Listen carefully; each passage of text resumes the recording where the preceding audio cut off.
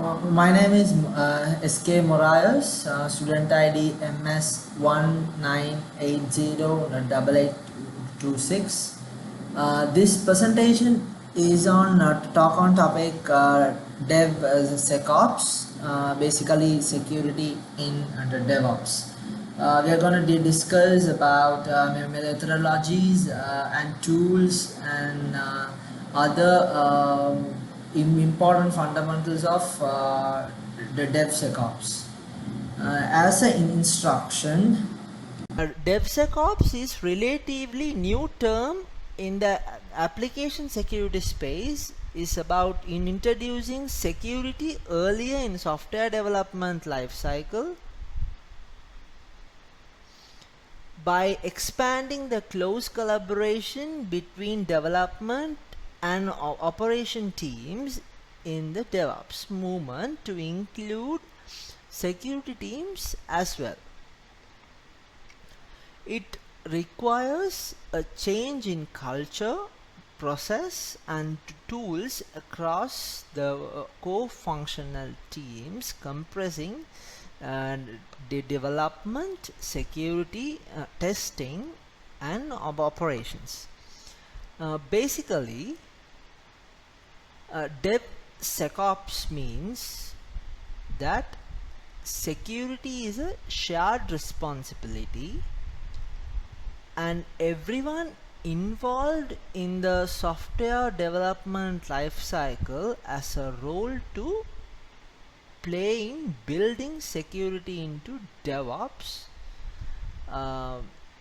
continuous integration and continuous delivery workflow. As the speed and frequency of releases increase, traditional applications security teams cannot keep up with the pace of releases to ensure each release is secure.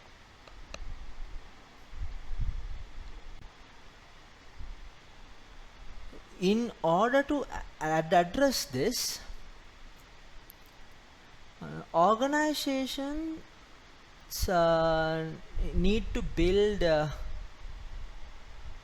in security continuously across the software development life cycle so that DevOps teams can deliver secure application with speed, with very normally compared to traditional method, the DevOps team can deliver the application with speed and quality. The earlier you can introduce security in the workflow, the sooner you can identify the remedy security vulnerabilities and weaknesses. This concept is part of shifting left, which moves security testing towards the developers, enabling them to fix security issues in their code in real time rather than waiting until the end of software development lifecycle. It's like you are not feeling experiencing the security issues after the delivery. You are just moving the security level from the starting point, and you will scan for security issues, and you are just enabling the security feature in DevOps teams.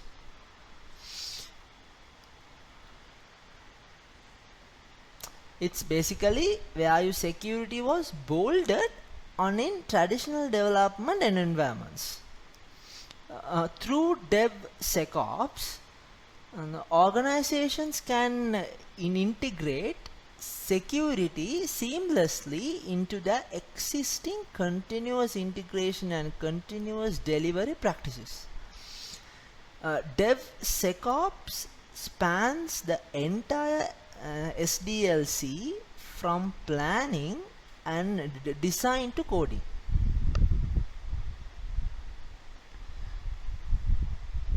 building, no, not only the coding, plus building, testing and release with real-time continuous feedback loops and insights.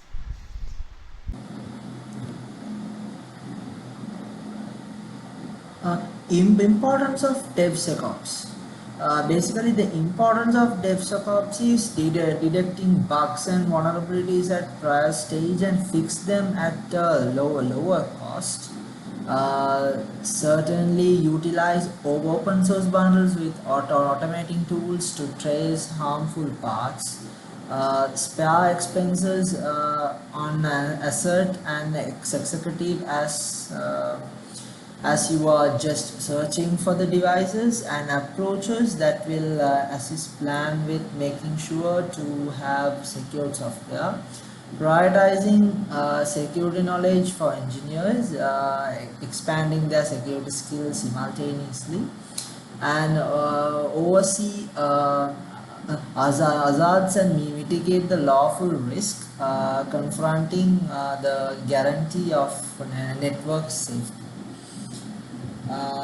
And we'll go to methodology. Now we'll explain what is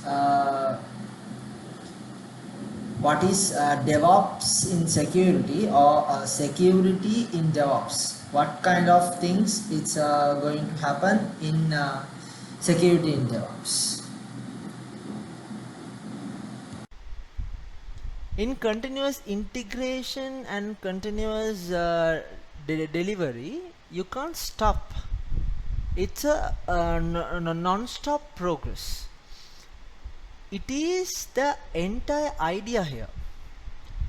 There is no halting as a bust. There is no halts to stop. It's continuously happening, continuously integrating, continuously delivering the features.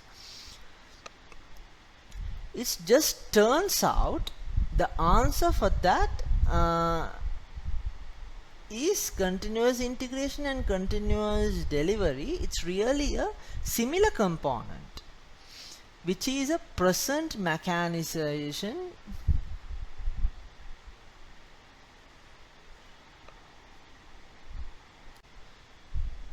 a ceaseless design that does security testing. You need this to be statically done and dynamic. You need to be capable from a security mentality to investigate the things that are being worked just as the frameworks that are being conveyed that works. That is an answer sort of thing. There are 3 essential security capabilities and really being placed into continuous integration and continuous delivering service. The first is static and analysis. Static analysis implies filter your code. It accomplishes something many refer to as pollute stream investigation, which is it attempts to hypothesize how information streams from a source, similar to the structure field, through your data set to a security vulnerability sink, similar to an information a base call, and check whether it hasn't been sterilized simultaneously. It discovers vulnerability, checks your code. Basically, it discovers the vulnerability and checks your code, discovers and encounters the vulnerability. Reasonably fantastic it is, the static analysis. wouldn't you need a simply toss a thing, examine it in the fabricate, discover the vulnerability, and you would fix. This isn't same as linter, but security filters static analysis takes to run, take hours to run, hours or days to run, and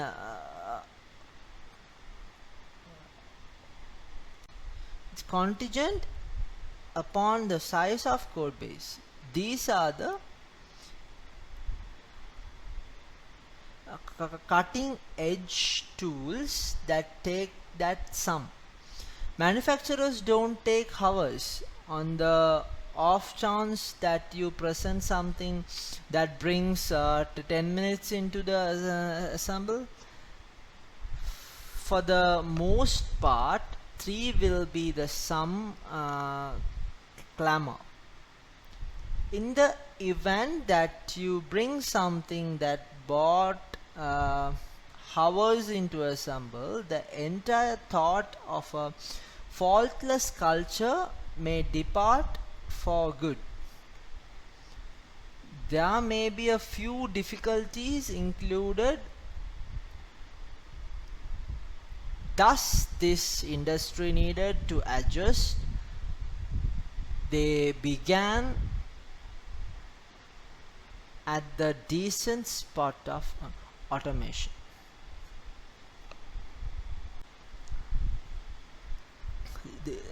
This is how the need to adapt.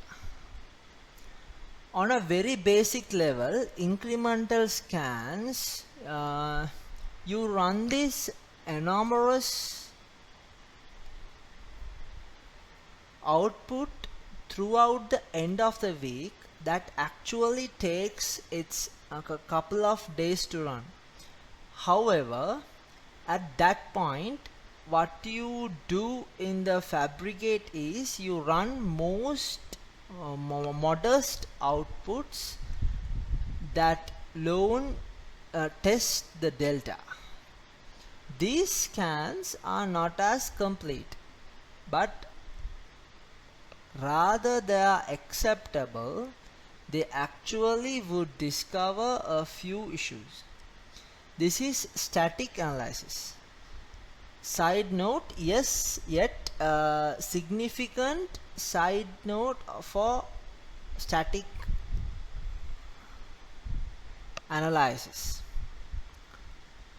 It actually has the test of the way that it report many numerous positive things.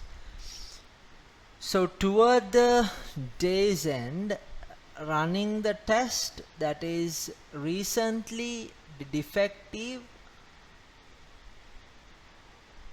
that doesn't give you the run results, isn't extraordinary by the same token. Also, that is an alternate test that static analysis industry is confronting at the current time.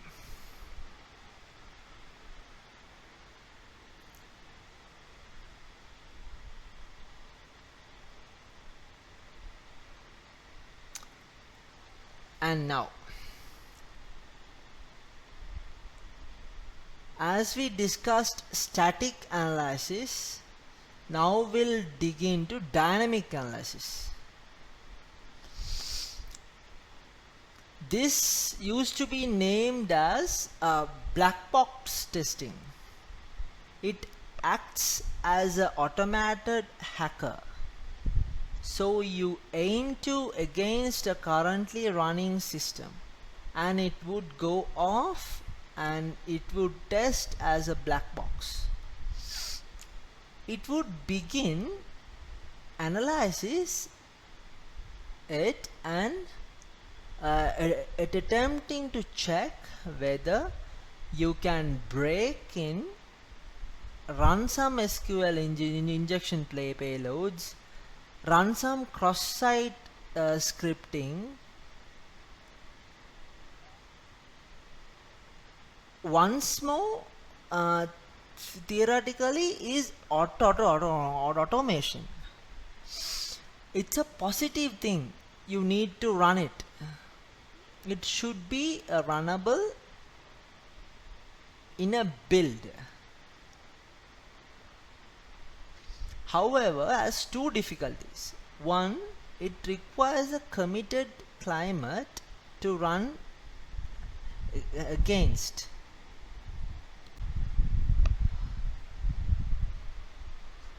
Some of the organizations probably have a running environment where you run the build and you deploy an environment and you test against that environment. That is something everybody wants to have, and most people don't have, or most pipelines don't have.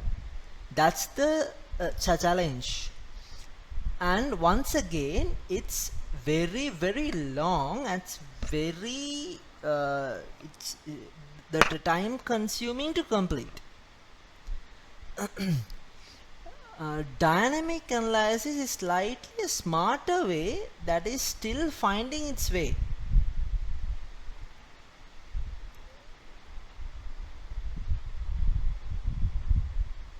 Interactive application security testing, which means you instrument the application, you run your unit tests, and then the tool tries to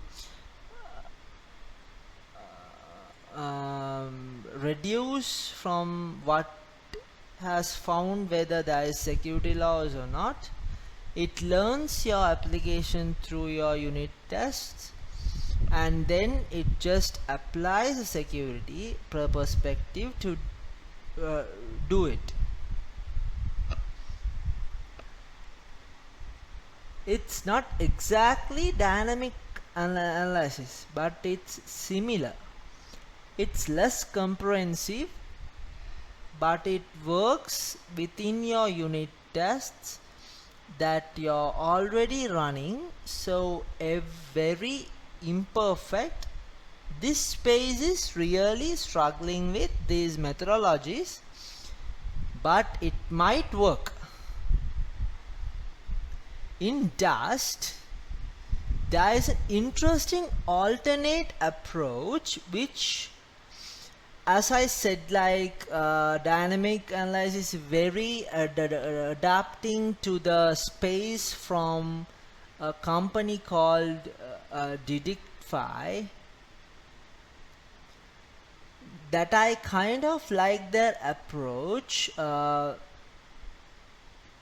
which is, they said, you know what, it's never going to be fast enough to run into build.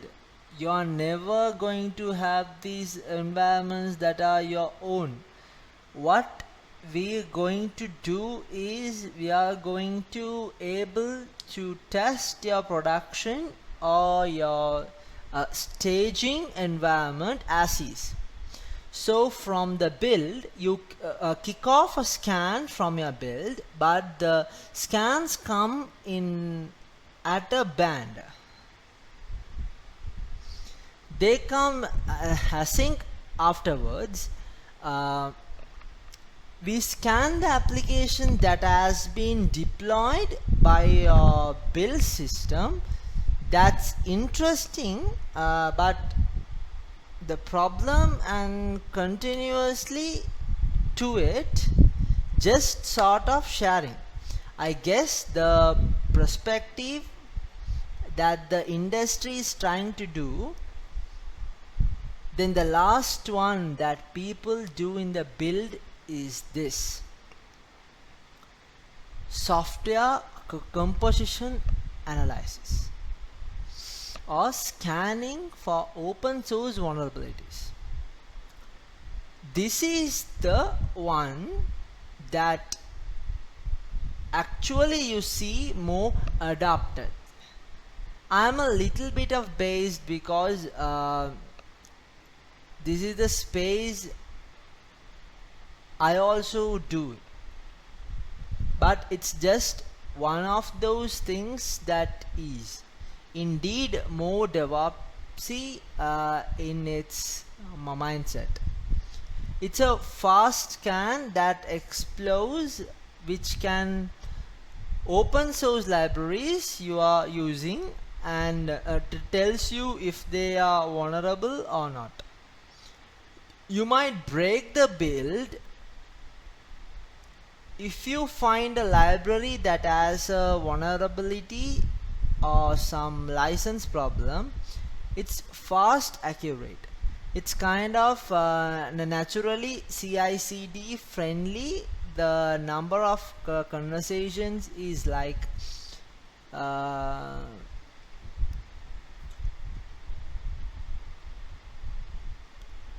hey brother, can you also do this for static analysis? That kind of questions. That has been a simple example of success.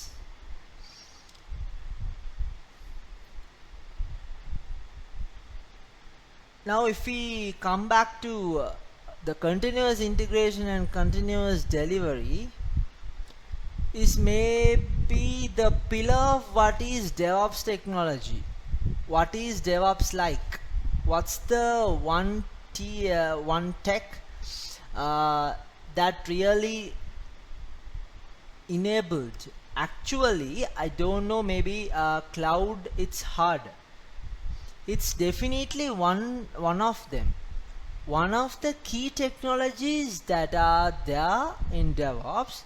Another one that is very key, that amazingly has been marked as the sort of early or late majority in the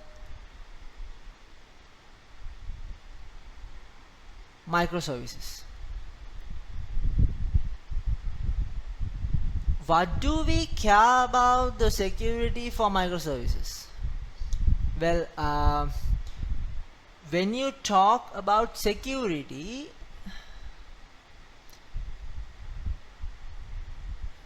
monoliths are really convenient. They have a clear perimeters, they are flexible, is limited, there is controlled flow, there is this set of inputs and there is this set of outputs, and you might have mess inside, but I don't care. There are inputs and there are outputs, and the deploys are done in this one full unit that can be audited, and they can be tested. Microservices are a mess. That's generally true, but specifically that's true from security perspective. Suddenly there are all these disparate entities and get deployed independently. What the hell is this parameter at this point? The flow can change, and the final as that the DevOps is compulsory to adapt to DevSecOps, and if the organizations change to DevSecOps, it's very fast and it can be delivered a quality product, and also the client, if the client will be happy, then automatically the manufacturer or the implementation guys, the DevOpsies, are also happy because security is concerned from the start point to end point. So DevSecOps is the recommendation, and DevSecOps is highly secured, and DevOps covered with security, it comes in middle, and DevSecOps, the final, as a final note, DevSecOps is highly secured, and it's recommended to adapt DevOps to DevSecOps. Thank you.